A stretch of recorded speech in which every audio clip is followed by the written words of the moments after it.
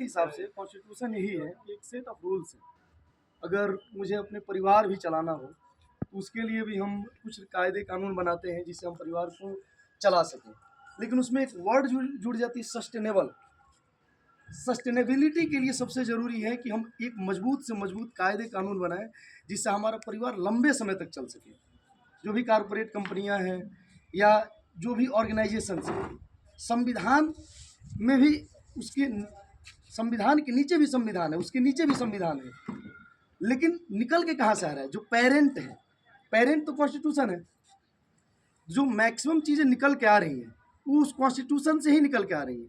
तो हम ये कह सकते हैं कि constitution is the backbone of all set of rules which prevailing in our country. तो सबसे ज़रूरी है कि उस कॉन्स्टिट्यूशन को प्रोटेक्ट करना। अगर वो कॉन्स्टिट्यूशन प्रोटेक्ट हो रहा है तो इसके मतलब हम कह सकते हैं कि हमारा पूरा देश प्रोटेक्ट हो रहा है, हमारे एक एक लोगों के अधिकार प्रोटेक्ट हो रहा है, और उसके साथ साथ शिक्षा, स्वास्थ्य, रोजगार, सामाजिक न्याय, ये सभी चीज़ें प्रोटेक्ट की जा रही हैं। और उस संविधान आज अगर देखें हम, अगर ग्लोबल पॉलिटिक्स में हम जाएं तो दुनिया में जो उथल पुथल है, जो अभी के टाइम हमको बोलना पड़ता है कि हम तटस्थ हैं, हो सकता है कि कहीं ना कहीं हम संवैधानिक रूप से कमज़ोर हों, जिससे हम अन्याय के खिलाफ नहीं बोल सकते हैं या हम बोलने में अक्षम हैं। अगर हमें दिख रहा है, क्योंकि संविधान मुझे लगता है कि सबसे ज़रूरी चीज़ जिसकी वकालत करता है वो मानवाधिकार है।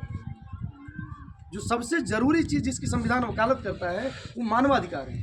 ये हमेशा बोला जाता है कि किसी भी परिस्थिति में चाहे कुछ भी हो, मानवाधिकार का हनन नहीं होनी चाहिए। अगर एक तरफ अगर संविधान है, दूसरा तरफ मानवाधिकार है, तो संविधान हमेशा हमेशा, कानून में हल्की फुल्की अंतर हो सकती है, लेकिन वो कभी हमेशा अगर किसी के साथ खड़ा होगा तो मानवाधिकार के साथ खड़ा होगा। अभी के टाइम जो भी देश, जो भी संस्कृतियाँ मिटी हैं, कहीं ना कहीं वहाँ के संविधान और सेट ऑफ रूल्स जिससे वो साम्राज्य चल रहा था वो कमज़ोर रहा है, तभी मिटी है।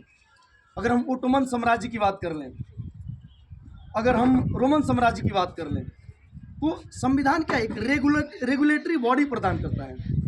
कोई भी चीज़ है जिसको हम चला रहे हैं, चाहे शिक्षा विभाग हो गया या स्वास्थ्य विभाग हो गया या कानून मंत्रालय हो गया, उसको चलाने के लिए हम एक रेगुलेटरी बॉडी बनाते हैं जो रेगुलेट करता है, जो चीज़ों को लागू करता है। वो रेगुलेट करने वाली बॉडी जितना स्ट्रांग होगी, उतना ही मजबूती से, उतना ही सशक्त तरीक़ा से कोई भी संस्था, कोई भी ऑर्गेनाइजेशन चलेगा।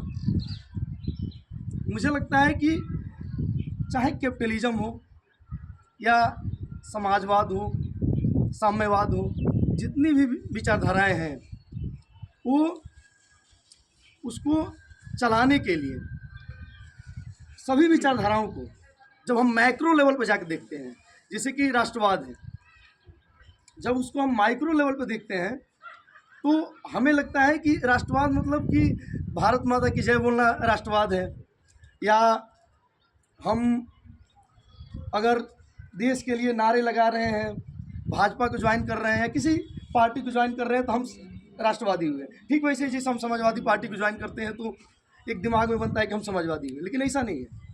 राष्ट्रवाद का मतलब क्या हुआ कि एक एक आदमी इस देश का मजबूत है, इस राष्ट्र का एक एक आदमी मजबूत है, तब राष्ट्रवाद होता है। वैसे ही समाजवाद का मतलब होता है कि कहीं भेदभाव ना हो, चाहे विद्यालय हो, स्वास्थ्य विभाग हो, या हम धार्मिक कार्यक्रमों में जा रहे हों, मेले में जा रहे हों, कहीं भी अगर भेदभाव है तो हम ये मान सकते हैं कि हमारे देश में समाजवाद नहीं है।